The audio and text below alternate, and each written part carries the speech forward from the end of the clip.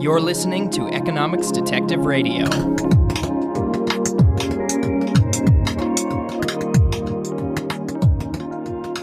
My guests today are Bryan Caplan and Zach Weinersmith. Bryan and Zach, welcome to Economics Detective Radio. Great to be here. Thanks for having us. So, both of my guests are returning guests, but they talked about very different topics before. Today our topic is a book that they've co-authored, Open Borders, The Science and Ethics of Immigration, which, unlike all the other books that I've discussed on the show, is a graphic novel. So, Bryan and Zach, before we get into the meat of the topic, can you just say a little bit about what goes into writing a non-fiction graphic novel and how this whole project came to be? Sure. So, first of all, the genre of the non-fiction graphic novel is not so well known, but there's great examples. I'm really inspired by Larry Gonick's Cartoon History of the Universe series. But basically, you just think of it as, just as most movies are fiction, but some are documentaries. Similarly, most graphic novels are fiction, but some are documentaries. This is meant to be a documentary comic book. And the way that people write these, it varies very widely. But in my case, I went and did the script and storyboards, and then I handed it over to Zach, who would then go and draw rough drafts, and then I would give comments on him to see whether or not he was drawing what I wanted. He'd give me some comments about whether or not my visuals would work. And then we'd go back and forth several rounds, and then he'd finally finalize it. And then it got colored by a color specialist, and it looks the way it does now. Do you have anything to add there, Zach? No, not really. That pretty much summarizes it. I feel my job here is to just make it kind of bring out the message Bryan is trying to get on each page. Yeah. So I did a lot with Google Images. So I would just go and get reference images and say I want it to look like this because I can't draw at all, right? And but I did have this comics editing software that I use for the storyboards. So I said, okay, this is going to be a page that has 4 tall vertical panels side by side, for example. And I'm a big fan of comics, so I have an idea about what kinds of panel arrangements and things work and when you want to do different kinds. But then, Zach is just, so much more knowledgeable than me. He's such a master of his craft, and he really held my hand and taught me a lot about how to make it look good. Yeah.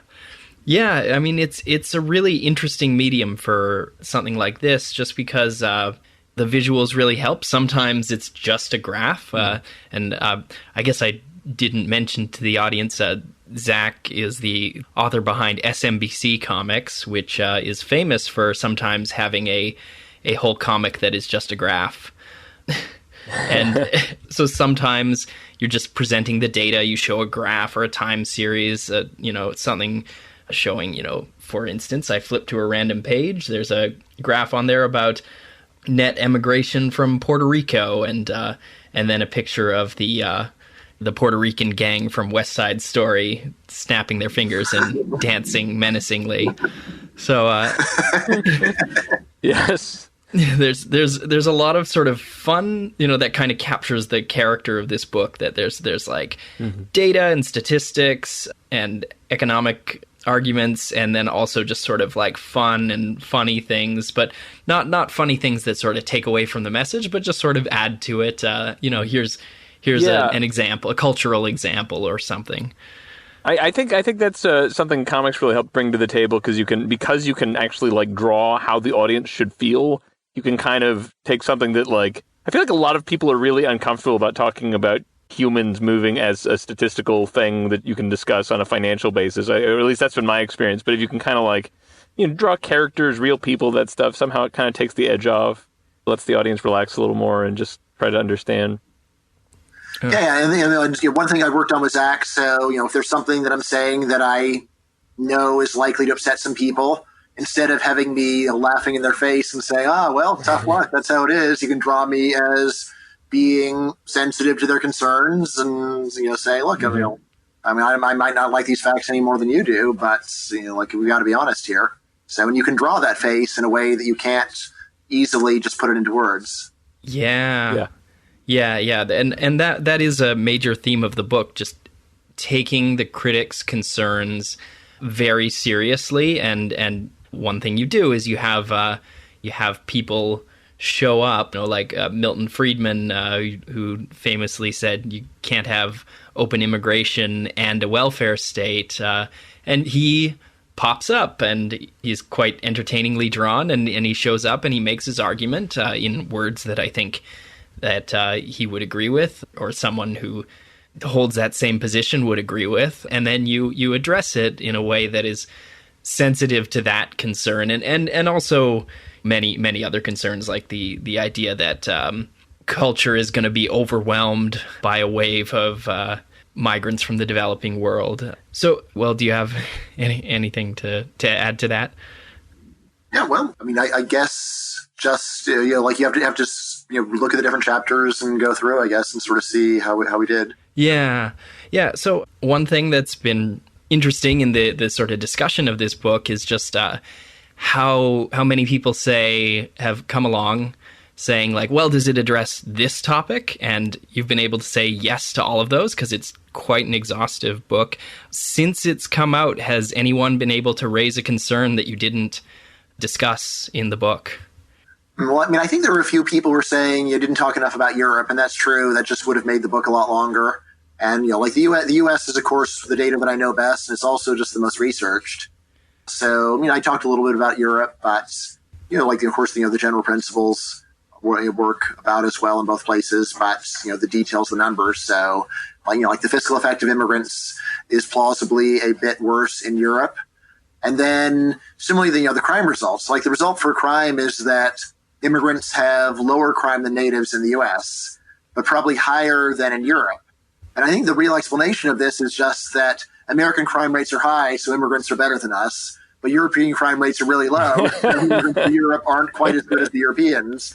But it's not even clear that you need to say that that Europe is getting like more criminal immigrants than we are. I haven't gone over those numbers in such detail, but just to realize that it's not that hard to beat the U.S. on that measure. That's a lot of what's going on, and it's really hard to beat Europe because it's so safe.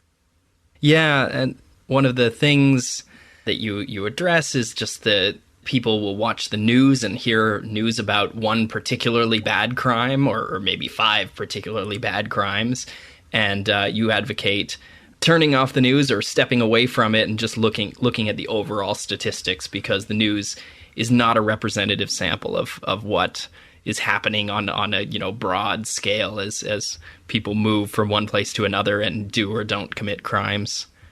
Yeah, I mean, what I say is, what is news?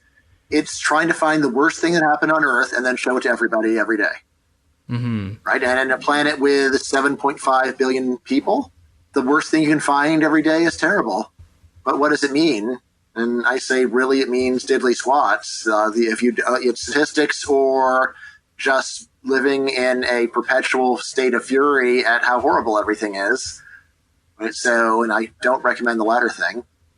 Yeah, so just trying to think statistically, trying to go and look at rates rather than just say, well, this is one horrible immigrant crime that occurred, and let's get all really worked up over it. I mean, once I was actually speaking at the biggest anti-immigration conference in the United States. It's called the Writers' Workshop, and they actually had a session where they put on a bunch of family members of people murdered by immigrants. Right, and it's like, well, what do you say to them? Well, fortunately, I wasn't on that panel because, it's very uncomfortable. What can you say to such a person? Although, logically, it's really no better than going to a conference where you bring the family members of everyone murdered by Albanians and then say Albanians are bad. It's like, right. Well, yeah, of course. If you go, there's going to be if there's Albanians, some of them will commit murders, but it doesn't mean there's something wrong with Albanians.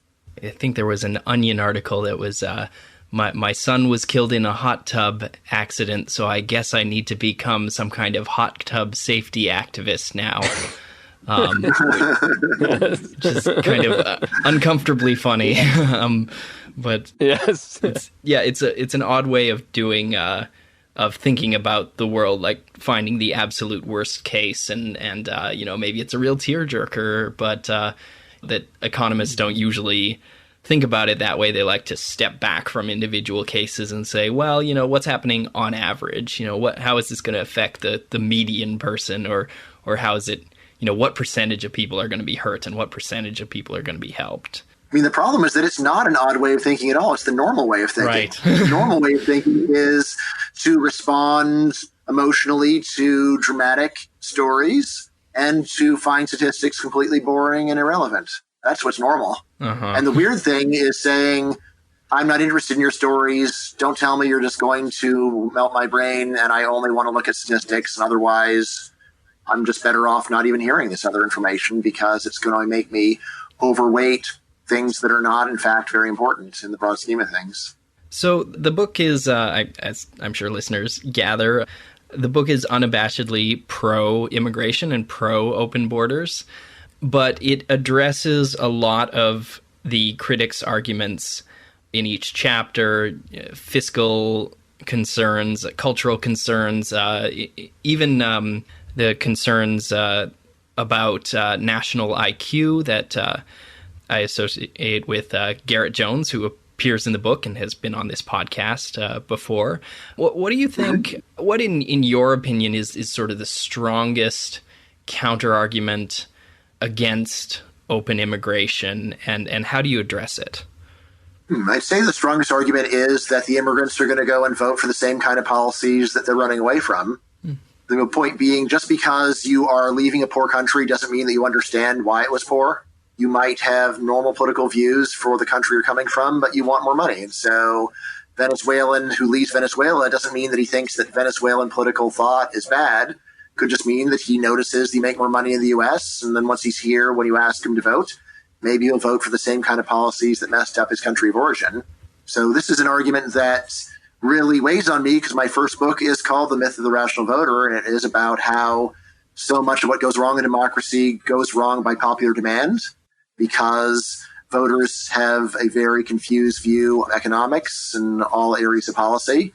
And especially they tend to have just a very emotional way of looking at policy, which leads to very poor outcomes. So the way that I handle it is I just try to be empirical and say, all right, so logically possible, yes, but what are the opinions of foreigners? What do they actually look like? And what I say is, while there are some differences in opinion between natives and foreigners, they're just not that big. And then on top of that, foreigners just have very low rates of participation. So their political influence is really small. And then there's some other reasons why they probably are just distracted from the world of politics because they're trying to get their lives in order here. So, and then their kids generally assimilate. So put that all together and something that could be a very serious problem, I say, is normally not. Something I don't think I talked about in the book, but if I were expanding on it, there's say, like, are there any countries where this kind of thing had happened? So, probably the best examples would be Palestinian immigration into Lebanon and Jordan. And there, you had two countries that really were brought to at least the brink of civil war because there was a large influx of people that wanted to have a very different foreign policy than the receiving countries. But again, this is one where if you have a group of immigrants that is, they want something that is dangerous and there's a whole lot of them who move simultaneously and they're a large percentage of the population once they arrive, when you put all that together, then you can get a dangerous outcome. But otherwise, there's nothing to worry about. I'm not worried about Palestinian or Israeli immigration to the U.S. I'd say you can move all the people in Israel and Palestine to America and it would be fine because they would both just be a drop in the population bucket here and both would realize, look, we have no hope of actually gaining power. We're just a small group here by comparison, and there'd be peace.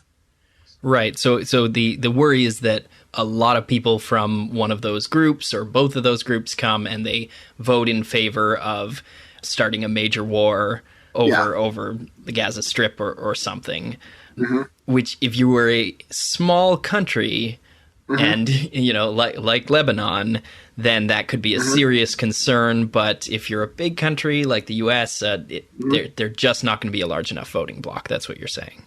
Yeah, and especially if you have, you can even have a huge number of immigrants as a share of your population, but as long as they're coming from different countries and either don't have an agenda or just have different agendas, that's safe too. So I think that the population of Kuwait is 85% foreign-born, but they come from a whole bunch of different countries. A lot of it is, of course, they come to work, so they just aren't very political. But even if they were, there'd be a bunch of different sending countries and they'd all have their own agendas and none of them would actually have what it takes to get much done. So, and then you're safe. Okay. Right. So that's a serious concern, but the concern that people will move to a rich country and then vote badly, and their bad votes will have negative effects on the country as a whole. Mm-hmm. But big negative effects. I'm totally willing to say that they could have small negative effects, but just that these are right. so outweighed by each other gains. Right. So a sort of central point like that you start the book off with is Michael Clemens' $1 trillion bills on the sidewalk article. Do you want to just sort of summarize that, and that can sort of inform why a small political shock, even if it reduced American GDP or GDP of whatever receiving country you're in by 10%, would still be counterbalanced by just the pure economic factors? Sure. So the basic fact about immigration starts with an observation, namely, when you let one more immigrant into your country, normally his income multiplies many times. If you let a Haitian in from Port-au-Prince to Miami, he doesn't just go up 10% in income. Very easily, he starts making 10 times as much money as he was back home. Now, the question is why? Well, ask any labor economist, and they'll say, well, the only explanation that really makes much sense is that he's 10 times as productive in the United States as he is in Haiti. Simply moving him from a low productivity country to a high productivity country makes the Haitian high productivity. So once you buy that idea and say, wow, you can really be highly productive or have very low productivity, depending on where you are. And again, just imagine, Garrett, that you were deposited in Haiti. What could you accomplish there? Not a lot. Me, what could I actually achieve there? Probably not very much. Or Zach would actually probably have the best chance, right? Yeah, I'd do great. What are you talking about? And you just keep doing your webcomic, right, and spending American dollars in Haiti. So go pretty far. But the rest of us would have a lot more trouble, right? Maybe you wouldn't have electricity, and that would be bad. That'd be a bummer. Yeah. But anyway, so once you get this idea, wow, so for one immigrant, the gain is enormous because their productivity goes up so much. And then you could wonder, well, how many people want to move? And estimates of that are usually astronomical. So essentially you come down to immigration leads to a large increase in the production of the world. And open borders would give you a large number of people moving. So when you multiply a big gain per person times a large number of people moving, you get this enormous gain. And what Michael Clemens did in this piece was go over all the estimates of how big would this gain be. And a mid-range estimate is something like once everyone had relocated, that the production of the world would be about twice what it is now.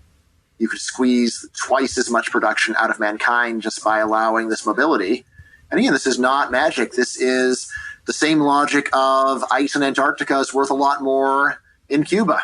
Right, because in Antarctica, what good is the ice? But in Cuba, the ice makes life more pleasant, right? And the same thing is going on with, say, what good is a gardener down in, say, Guatemala? Guatemala, they can go and save the time of someone who has low earnings, but in the U.S., they can come and save the time of someone with high earnings, and you thereby become a more productive person by saving someone's valuable time. Right. So anyway, you put this all together. And then there, of course, is the question, why can't we just trade goods? Why do we have to move people? And the answer is the modern economy is mostly services. So something like 70% services. So if you can't trade labor, you can't really trade most things. Right. And that is where the main gains come from. And that's why Michael Clemens subtitled this piece, $1 trillion bills on the sidewalk. It seems like mankind could be trillions of dollars richer if we would just go and deregulate international mobility. Mm-hmm. So, Bryan, we just discussed the $1 trillion bills on the sidewalk. So you mentioned that the estimates are that we would double world GDP or do anything from a 50% increase to a 150% increase, so doubling being the sort of middle estimate, once everyone who wants to move has. So tell me a little bit about that process. It wouldn't be the case that you open the borders and within the next month, literally everyone moves. Are there estimates or anecdotes that we could use as a guideline for just how many people would move, how fast the change would occur, and what kind of timeframes are we talking about? Right. So there are many past examples where you've opened borders between countries with very different income levels, and what we see is that while a lot of people want to move, it takes decades to get, say, half of the population of a country to leave. I talk quite a bit about Puerto Rico in the book. So that was a case where it took about a century of open borders between the two before there were more people of Puerto Rican descent in the U.S. than in Puerto Rico. And that was a pretty extreme income difference. In the EU right now, there are countries like Romania where they're allowed to move to the other countries, and a lot of people in the country have left. But I think it's more around like 10, 15% of Romania has, or at least is not living permanently in Romania, but they're spending a lot of time working in other countries. So there is it's gradual, although it is the kind of thing that tends to snowball. So there's this literature on what's called Diaspora Dynamics. How is it that the process of movement occurs? And really, the way that it happens normally is that at first, when there's no one from your country there, then movement tends to be quite low. But gradually it builds and builds and builds, and then finally you do have very high levels. But the good news is this actually gives you the best of both worlds, because movement is initially slow enough that you aren't overwhelmed. You don't have people clogging the streets with movement, and yet over the medium term, you do get enormous movement, which is required to get all the gains. So critics have often said, yeah, you can double global GDP if you move 1 billion people. And yeah, that's right. And I do propose moving 1 billion people, not overnight, or rather letting 1 billion people move. But over the course of 50 years, probably 1 billion people would move under open borders. Mm-hmm. All right. So that's the way that it generally does work, is that initially, if there's no one from your country there, that starts off slow and then gradually builds. And the reason is people don't like being the only culturally isolated person from their country in a place. So if there already is a community from your country there, people feel a lot more comfortable, especially if they have family and friends to help them get on their feet. So if the U.S. were to open, then I think within a couple of years you probably would get some tens of millions, because there are so many people who are already here who would be the friends and family if people want to move. Whereas people like that, it's not really a problem because they've got someone to help them out. So they're not going to show up and be living on the streets or anything like that. But then over the course of decades, you're going to see very high movement. But again, this is nothing to worry about. Over the longer run, the U.S. U.S. population has increased over 100 times over the course of about 250 years. So as long as it's not happening overnight, not only is it nothing to worry about, but it's the reason to think that we're actually going to get these gains that the models predict. So, question for you, Zach. Were there any concepts in the book that were particularly difficult to illustrate, or where you had to think of a really sort of clever way to like visualize something that was being explained? Too much. I'm trying to. Yeah, right. I trying to think. There was a couple places where. So I'm like a nerd already, and Bryan is, of course, too. And there were some places where our editor, Callista, and we had two editors, Callista Brill and Rachel Stark, but there were some graphs, like, I think the one that had the, what are they called, age pyramids, there was a concern that it was a little confusing people who weren't familiar with this sort of thing. And actually, we ended up at what I thought was a really cool compromise where the speech bubble sort of points at the section it's referring to. I almost wish that could be something that regular graphs do. It ended up really being nice visually. Trying to think, there was something, as an example of something we went back and forth on a bit. There's a panel where, in the original draft Bryan sent in, we were going to do a picture of, there's that famous picture of the Syrian boy who died at sea and washed up ashore. And I was concerned that it was too, this is a book, as you said, that has like a light tone. We do try to be poignant in places, but that felt like it was maybe, it was just too close for my comfort to like some other places where we're just telling jokes. And so, but on the other hand, I think Bryan pointed this out first. It's like, well, we also don't want to shy away from like the truth of how awful this is. And so in the book, we ended up with this compromise that I think we also had to convince our editors of, which was, we do the famous shot, but it's in silhouette. So you sort of hopefully get this sort of like pain of it, but it's not, it doesn't feel exploitive or like a bit much.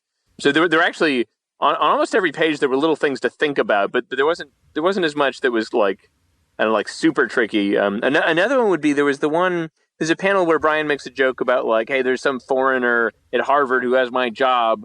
And I don't know, this is a joke Bryan's made in speeches for years. And there's a concern by our editor that like, okay, it works in speeches where people hear your sarcastic tone of voice. But she was worried it would just sound like maybe calling out foreigners. And we thought it would probably be okay. But what ended up being nice is we came up with this compromise shot where Bryan is kind of like huffing against the glass on the Harvard professor's window, so which hopefully conveys his actual feelings about it, like it's a little silly. So there were a lot of little things like that throughout the book.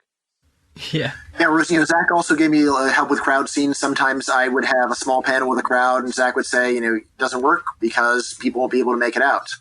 So there's a lot of stuff Yeah. It's tricky because, crowd shots are cool, they're dynamic, but, sometimes what you really want is just a mid-shot of someone's face to get the feeling of a scene. And so, for example, I think we ended up, there's an opening set of panels that kind of just show places where things are bad, and we wanted to kind of just visually convey. I think I suggested, we still retain a lot of the wide shots, but we did also put in some close-ups just to, of a starving person or something like that, just to get the emotion across. Yeah, and I think Zach was saying there's a few pages where I was torturing him with perspective drawing. Yes. Yeah. Oh my God. It's funny. So I was talking to a mutual friend of ours at Caplan, the real con, put on by Bryan Caplan, and he came to me and he said, this comic was like an order of magnitude better than your usual drawing, which was mostly a compliment but vaguely insulting. What was funny is then I think being a nerd was is there another order of magnitude beyond? Can you just scale up any order of magnitude you like in terms of quality? And I was like, no, this is the top. This is the outer limits. But yeah, I had to. Well, yeah. That gave me everything he had. That man, he ripped down his heart and gave it to me. That's right. I do believe if you look back at the SMBCs I drew during this time, they're probably higher quality because I was just, normally most of my day is reading or whatever, but I was doing a lot more graphic novel reading just to kind of get my brain in the right mode, and I was doing a lot more drawing, so it was actually kind of nice. And I like Bryan is alluding to the fact that I'd never taught myself how to use perspective tools, and for a lot of the shots in the book, I'm good enough that I can do the perspective without a reference, but then some of them are just complicated. So it's just if you're doing a low shot looking up at buildings, the angles are really unintuitive, and so I had to have some kind of guide, and for that, for people who don't know, modern software actually includes guides where you put in the perspective points and it gives you the output and even controls your brush if you want it to. And so I had to actually learn to do that stuff. I also learned, speaking of crowd shots, there was only one shot I ended up doing this for, but there's the shot of the May Day parade in communist Russia. So that required an enormous amount of basically drawing the same guy over and over again at a long distance. And I was like, all right, I need to finally teach myself. They have brushes that'll let you draw a crowd without having to draw each individual. So I finally had to teach myself to do that because it was finally worth it to save some time. So I did acquire quite a few new skills doing this book. Yeah. So just for your background, did you self-teach illustration in the course of making SMBC comics, or did you have a background in that before? I had a very, very small background, a couple art classes. I'm an English degree. So I think you'll find most cartoonists who are over the age of 30, between 30 and 100 are self-taught. There's been kind of a generational change where there are now comics institutes, which still sounds ludicrous to me, but probably shouldn't. It's just a thing now. And it's probably the same thing. Of course, there are people who study pop music, but that would have been really weird 30 years ago. And it's become the same way with comics now. There are just places where they train you, the font should be this size, and there should be this much distance between your words and bubbles. It's very formal. But I'm still kind of the cohort where everyone just kind of learned by accident. So I probably have lots of bad habits, but that's where I am. Now I'm really tempted to ask Bryan how that ties into his theory of signaling in education. Probably too much of a tangent.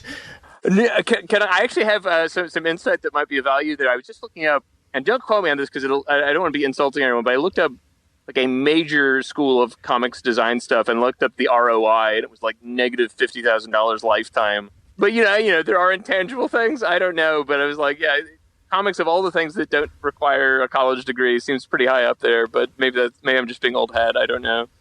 Oh man! Yeah, learning by doing. That's the way that people actually do it. So yeah. My slogan is: the people think of education as job training, whereas it's really more of a passport to the real training, which happens on the job.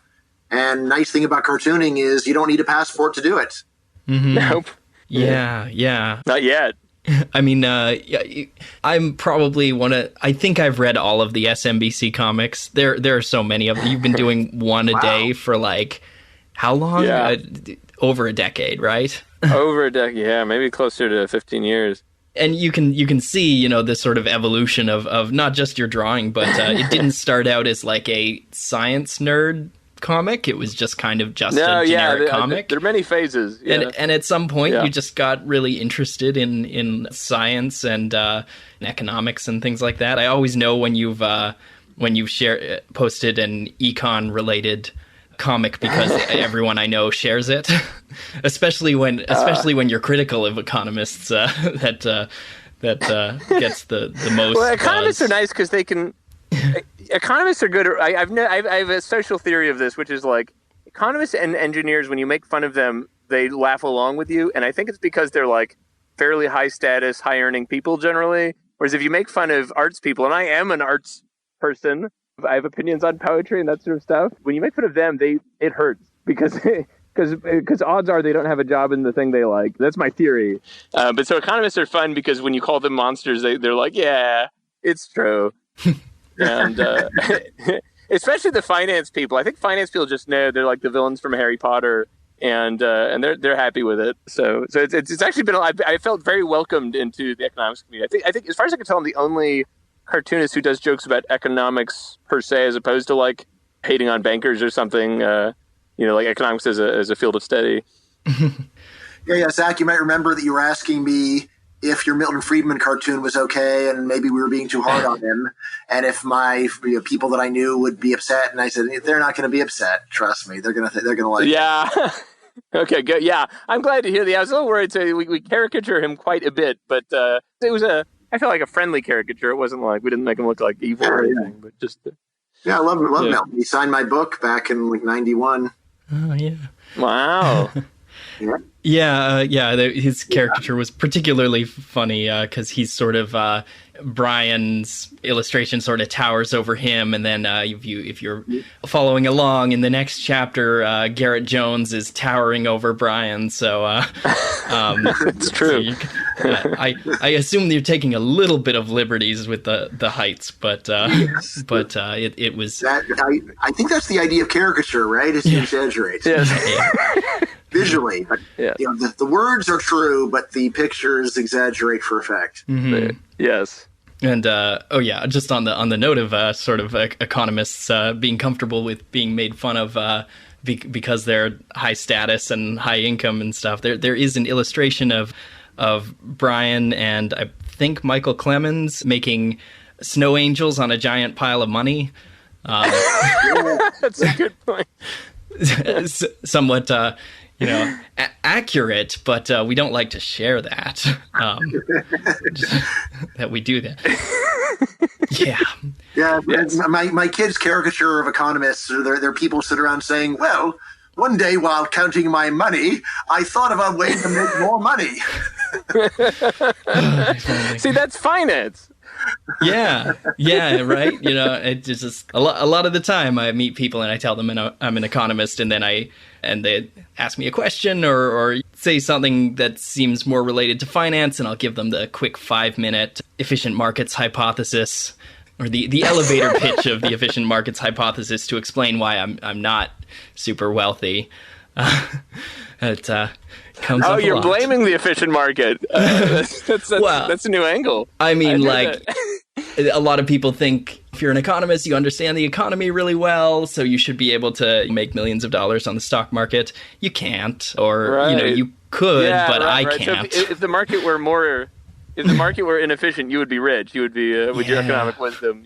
If it would just sort of obey some kind of irrational patterns that I could just That's exploit. Really interesting. I love the idea of like going to your kid and being like, I'm sorry, Dad's not rich, but the markets are too efficient. I just can't. I have no alpha. And I'm picturing Monday's cartoon right now. Yeah, I know. That's I've never thought of that as an excuse. Yeah. Dad, if you're so smart, how come you're not rich? Well, son, very good question. Smart people know there isn't any way to get rich. It's quite only stupid people who think you can do it. Yeah, that's right. Yes. Well, then why is anybody rich? Then you got a punchline. Yeah. Sometimes the stupid people are right. That could be the punchline. Yes. Yeah. It's really this whole sort of process that you went through to create this book is really interesting, and and just this sort of not just writing, and a lot of the arguments, the text arguments in the book, I've seen Bryan make before on his blog, and I've heard them from some of the people in the book, like Fabio Rojas and Alex Norasta. I hope I didn't butcher that name, but probably did. But the sort of the visual aspect of it kind of makes it just hit that much harder. And I think that's really cool, and I hope to see a lot more topics explained this way or discussed in the sort of visual format. Yeah, so a few years ago, I wrote a fairly harsh book review of Jonathan Gruber's Obamacare graphic novel. And my complaint there was mostly that he was saying things that were misleading. And, it's just the fact that you're doing it as a comic book isn't an excuse to lower your standards. And I thought that he had. Yeah. And that's kind of a worry and something I see a lot with documentaries as well. Like, I think, Zach, earlier you said, one of you said that you can sort of tell with the visuals, tell the audience how to feel. And I sometimes walk out of a documentary feeling a little bit manipulated by that, where they cued the sad music right for the thing that I was supposed to be sad about, and it's the scary music. And so, but I hope that a critic reading this sees their views portrayed fairly. One thing, so I'm someone who worries a little bit about the IQ arguments. I think they're in particular they're interesting and they're original because they're kind of subversive. People don't like to think about those things, and I was very entertained when the blue giant-brained alien showed up to sort of make the argument for immigration restrictions on the basis that national IQ is important, that there are a lot of complex ways that IQ can have spillover effects.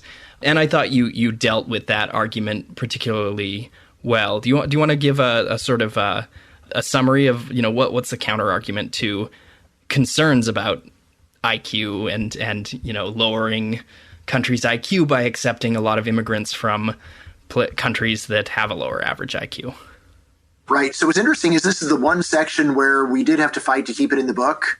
Ooh. So some of the editors weren't comfortable, but I said, look, these are some of the best arguments. So I don't want to seem like I'm refusing to address the critics who have assembled what seems like a pretty solid case to a lot of smart people.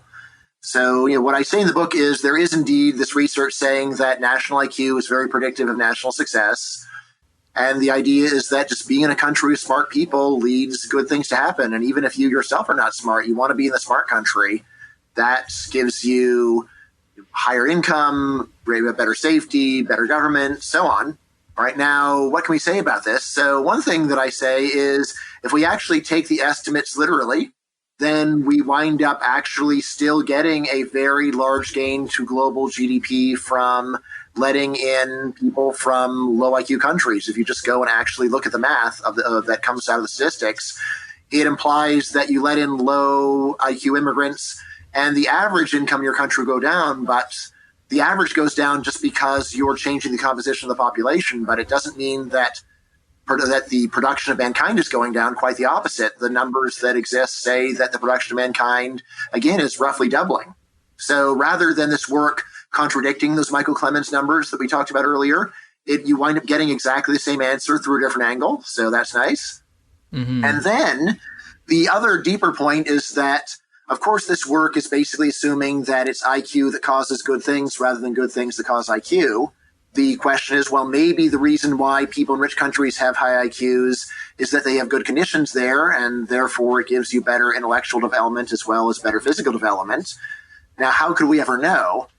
In the book that I'm drawing on heavily here, Garrett Jones's Hive Mind, he does mention different things that might reduce IQ in poor countries due to the impoverished conditions, but he doesn't have any real numbers. So what I did is I actually tracked down research on what happens when you adopt kids at birth from poor countries and then move them to rich countries. And what this work says is that those kids do below average for the country that takes them. So if you take kids from babies from Malawi and raise them in Sweden, they will have lower average IQs than people do in Sweden. However, if you compare them to the average person in Malawi, they're doing way better. Right. And this is probably an underestimate of how much gain they get by growing up in Sweden, because these are kids that are being taken out of orphanages where probably they would have had a large number of other disadvantages prior to being put in the orphanage. So this means is that a lot of the causation is actually what we call reverse causation, where it's not that IQ causes good things, but rather good things cause IQ. And the way that I put it is saying that immigrants aren't allowed into your country is perverse, or saying that they're not allowed into your country because their IQ is low is perverse. The reason their IQ is low is that they were excluded in the first place. Right. So that's my big case. Yeah. So things like lead poisoning, malnutrition, lack of access to prenatal care. So that's one thing. If you get adopted, and then sanitation is really important too. Yeah. Vaccinations. So here's the thing: is that there's very solid data on the effect of international adoption on height, weight, and head circumference. That's been studied much more extensively, and of course, it's easier to measure those things than to measure IQ. But the cognitive tests give us results that are quite similar to the physical ones. Because the physical ones are even more optimistic, because like adoption at birth seems to just wipe out physical defects by adulthood normally. For the cognitive shortcomings, then it seems like you don't get a full wipe out, but you still get a lot of gains. So this is something where I say, like, if you really care about human intelligence, you should want to rescue as many people from growing up in third world poverty as you can. Yeah. So you get people out of Haiti and Malawi and poor countries, then they have better care, better nutrition, less exposure to dangerous chemicals and lead, etc. Their IQs rise, and then even if the arguments that IQ causes good and bad things, higher IQ causes more good things and lower IQ causes more bad things, even if that holds, with their IQs rising, then it should eventually sort of eliminate a lot of that problem. Yeah, right. And by the way, what's interesting for me is this ties into my second book, Selfish Reasons to Have More Kids. That was a book where I talked a lot about twin and adoption studies, but those studies are almost always done within the first world. So you see what happens when a kid from a poor family gets adopted by a rich family. And there we really don't see that much of an effect of getting raised in different kinds of families within the first world. But none of that really gets to the question of, but what if it was much more severe? What if it's not growing up in a poor family in America, but growing up with a poor family in Malawi? And does that make a difference for your life outcome? And what I wind up saying here is that difference is extreme enough to matter. So while the intra-country differences aren't so potent, the international differences are potent. And, I alluded to this in my second book, but it was this book that I really got a chance to explore it more and say, not only is it theoretically possible that conditions in the third world are so bad that it really does impede development, but we actually have the evidence showing that it does. Yeah. So can a question to both of you, just the sort of back and forth with the editors. What were some changes in the book that happened as a result of that? You said they wanted to take out the section on IQ, which don't blame them because it is so controversial. And, what year did the bell curve come out? That is still controversial. And, 94. Wow. 25 years ago. Oh, man. But were there good things that came out of that debate? Were there things that you wanted in the book that didn't stay? Tell me about that. What would you say, Zach? Not too much. I actually felt like we had a pretty good thing going, and that, like I described earlier, like what we did with that silhouette page, or like the Harvard scene. Like to me, actually, those were cases where there was a disagreement that resulted in a better panel than we had originally planned. Mm-hmm. I mean, it's good too because like I let's see, Bryan and I are not like the most sensitive people in the world, and so it was, I think, valuable to kind of have to quibble over things a bit. I mean, I think the IQ section was shortened a little bit, but not like. Can't even remember what would have been cut. It wouldn't have been anything too dramatic, I don't think. Yeah, I don't think they really. It wasn't like some sort of like fight to the finish. There were definitely things we had to fight for, but it wasn't like shredded or anything. I don't know, Bryan. Do you disagree?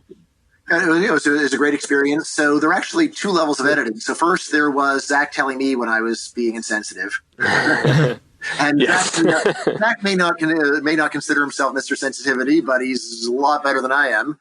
So, and like Zach's just so wonderfully, cheerfully forthright. And so Yes. I think that's improved things a lot. And then there was another round with the editors. Probably the biggest improvement that we got was originally I didn't have any discussion about how Open Borders ended. And then the editor said, well, we really want to know about this. And I'm like, oh, well, I'm glad you asked. I didn't put that in because I thought we were short on space. But if you think we got space for it, then yeah. So those actually... Oh, yeah, that was really valuable. Yeah, those are two of my very favorite pages, actually. And we got to create these fun characters of the 3 self-righteous wasps. and like Zach just drew them as such relatable characters, and we got to put in Lenny Riefenstahl and like all kinds of cool stuff. So I was really happy with that and how that turned out. That was a lot of fun. Let's see, and then actually.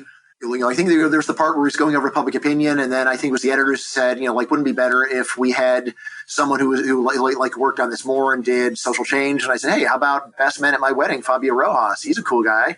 So, and he's got cool hair and great hair. So yeah, so we wound up going and introducing him as a character. So he worked really well, and of course I love Fab so much, so it was great to go and see him there. So there were those changes. And then, there were, different issues where I thought that there was, Zach has talked to me about the imagined hypersensitive reader. I think we call them the imagined hyper-offendable reader. Right. And so, there's some discussion, is the word Irishman still okay? And in the end, yeah, the word Irishman's still okay. Still say that. Kind of silly to change that. So, a few things like that. But, overall, it was, it was just great process. Yeah. So we're recording this on November 1st, 2019. So the book's been out for a week. I think if this had been a graphic novel, if it had been just Bryan, it could be accused of preaching to the choir no matter what you wrote, just because the people who would likely read that book would be the ones who already agreed. But Zach, you have an audience that is orthogonal to this whole debate about immigration. There are people who like nerdy comics. How have you found the response has been from people who maybe followed SMBC, people who weren't necessarily Open Borders fans, but just wanted to see something that you had worked on? Yeah, it's overall been quite good. I was a little worried that I'd get more pushback than I did. I mean, there was maybe a dozen pieces of hate mail overall, many of which were quite amusing. But I would actually say that's probably, it depends on what you mean when you say orthogonal to the cause. But I don't know that I'd consider my audience orthogonal for 2 reasons. Mm-hmm. One is, regardless of your ideology, and I think Tyler Cowen pointed this out, this is also just a very informative book. If you're a curious person, even if you think this is all trash, you'll be informed. You'll find it really interesting. So I have a lot, if you're a nerd, you're a curious person practically by definition. So I think that works for a lot of my audience. But also, people often say of an issue that it brings people together, it cuts across coalitions. Open Borders really does. I mean, if you go to Fabio, and I don't know if Bryan's on running this, but there's a little Facebook group called Open Borders Action Group, and it's the most I see seems to be libertarians and Marxists. There really is a sort of people get here from different places, and there are also, of course, just whatever you want to call them, like left-leaning economics-y types, neoliberals or something like that, who are into this kind of for the, I don't know, technocratic aspect to the policy.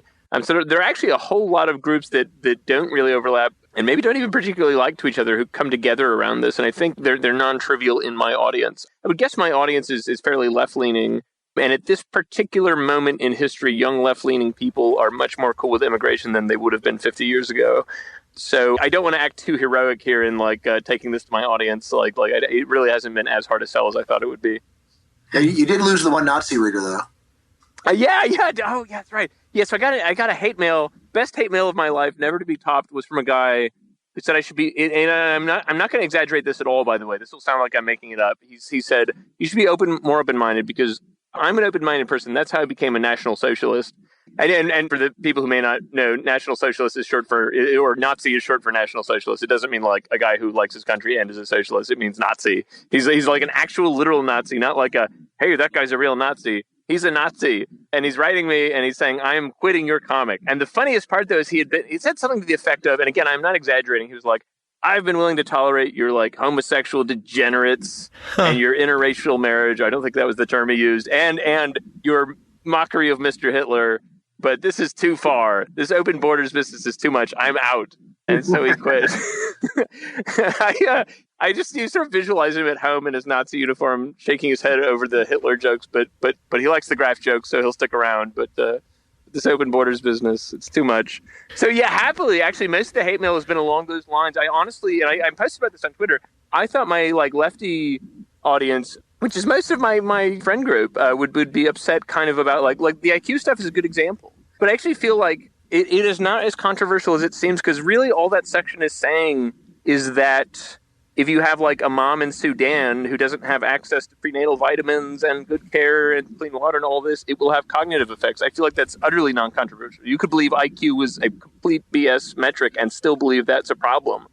So but I did think just bringing it up would get more pushback from that group, and it really has not at all. I think people have been more generous than I had imagined. Yeah, well, it's only been a week. So much of people being offended is a very small number of loudmouths getting a pile of attention and then acting as if they speak for a much larger group. And it's just smoke and mirrors, and they speak for nobody but themselves. And they are intimidating, and so that helps to reinforce the illusion they speak for a larger group, that you don't see many people saying, hey, wait, I'm not with you on this, even though in some sense we're on the same side. And then just the ideological loyalty and just not wanting to go and badmouth other people on your side makes it even worse. But I just always encourage people just to be polite but candid, and not that bad of a strategy actually. And there is a big audience. So I guess when I was writing the book, I was thinking let's focus on what will make this an awesome book, and let's not worry about losing a few readers that probably wouldn't have bought it anyway. And always be polite, be fair, but don't assume the worst of people. That's not reasonable. People are not the worst on average. No, I just got a guy. I found this very encouraging. There's a guy on Twitter who tweeted out our book. I think he was a really far left guy, and he said something like, I think this book concedes too much to the concerns about assimilation and how Western culture is great, but it's a really good argument. Mm-hmm. And so I do think most people are just curious, or at least the kind of people who pick up a book like this are just curious. Yeah, so I could probably talk about this for 3 more hours, but we're just about out of time. Do you have maybe a final message or like an elevator pitch you want to give to the audience, to anyone who's listened thus far? Yeah, sure. So there's really 2 very different frames for immigration, and there's the standard one, which just says, look, immigration is basically charity. Unless you're Albert Einstein or Sergey Brin, it's not in our self-interest to let you in. But some people say we should be nice and let a lot in, and other people say, no, why should we have to? That's what I can think of as the normal political debate. It's both sides really saying immigrants are not really worthwhile for us unless they are world historic geniuses. The view that I'm pushing, the frame that I'm pushing, is what I call immigration as justice and abundance, where I say, first of all, there's a basic human right to live and work where you want, which might be overcome if the effects were bad, but the effects aren't bad generally. But the other thing is just that even low-skilled immigration produces a great gain for not just the immigrant, but for the world, because you're moving talent from places where it produces little to places where it produces much. So it's not just letting Einstein flee Germany that benefits the world. It's letting, say, a Jewish store owner who goes and fixes shoes, letting in the cobbler. That's a gain to mankind, because you're moving from a place where he wouldn't have been able to accomplish much, or again, maybe would have ended up dead, to a place where he can contribute his skills to the betterment of mankind. And when you reorient your thinking this way, it just changes the whole policy perspective, because then instead of saying, can we afford to let them in, then you're asking, can we afford not to? Why are we missing out on this opportunity? Why is it that we want to say no rather than think about a way to make this win-win? So that's a lot of what I try to show in the book, and that's the message that I hope readers take away. Mm-hmm. Zach, how about you? Do you have a parting thought? Maybe just to say, there are probably a lot of people in your audience who are still skeptical, and people who are skeptical almost always reply with, well, I bet you didn't think of X. And every time they've said that, it's like a section in the book. So if you have you didn't talk about X, I guarantee you it's in the book and to the best of our ability represented as a serious argument that we just disagree with and we think is wrong. So buy it. Yep. And and if you don't like, and if the treatment in the actual book itself isn't good enough, we've also got a pile of endnotes, which I don't think that the publisher thought they were going to be all that useful for sales, but in terms of quality control, it really made me feel better to show my work.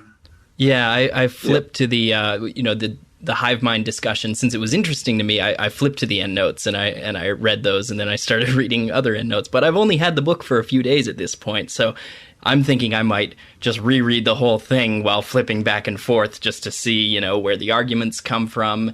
When you state a number, what are the assumptions? What's the math behind that? That's all in the endnotes, which are quite extensive and full of additional discussion and citations and useful things.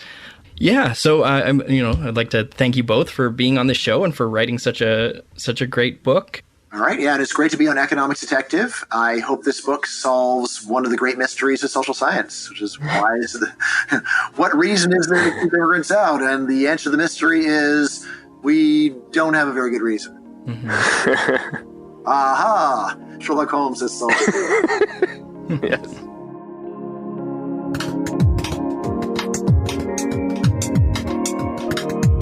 All right, that concludes this episode of Economics Detective Radio. If you want to join the discussion on cotton production, slavery, economic history, or any of the many topics that we discuss here on the show, I encourage you to join the Facebook group. That's Economics Detective on Facebook. It's a closed group, so you just need to request entry. And of course, I'll approve it. It's not a super exclusive club. If you really like the show and you want to give $1 or $2 for each episode, give me a little bit of more incentive to keep coming out with weekly episodes, you can go to patreon.com/economicsdetective and make a small pledge. Every dollar helps to support the show and to pay for hosting and editing and all the good things that are necessary to create a quality podcast. Thanks, and I'll be back soon with a new episode.